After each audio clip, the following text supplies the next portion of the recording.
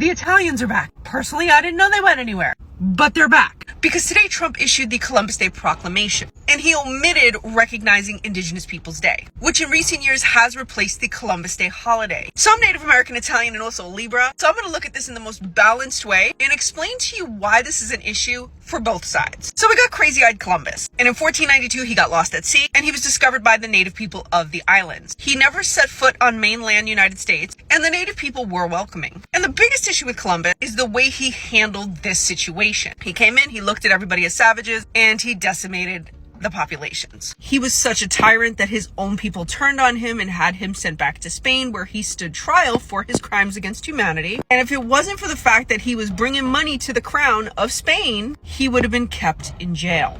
But as we all know, money talks. And some years later, while Italian prejudice was very heavy in the United States, new Italian Americans needed somebody to look up to. They needed a hero. And so Christopher Columbus was that figurehead. He was the one that was chosen, but he was chosen based on an inaccurate historical book about him.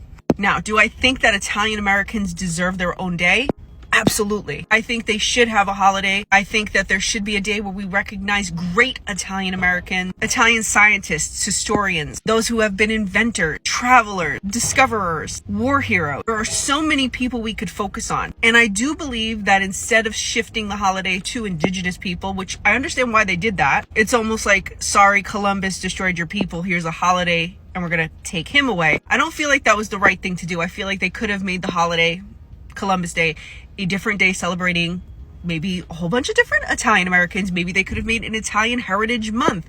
Give that to the Italians. Make that October Italian Heritage Month. Because Italians did experience a lot of persecution in the United States when they first came here. And then we could give Indigenous people, which I as an Indigenous person think we should have an Indigenous Peoples Day. But I don't think that we should take over from somebody else, because that's just going to create tension. That's just going to create animosity between two groups of people. So now you have the Italians and the Native Americans fighting each other for a day that we didn't really need that day. We could have had any other day. There are 365 days in a calendar year. We could have literally had any other day. And this is why we see a lot of angry people when it comes to anything that has to do with Christopher Columbus. But we do have to recognize the fact that he is not the hero that he's painted out to be.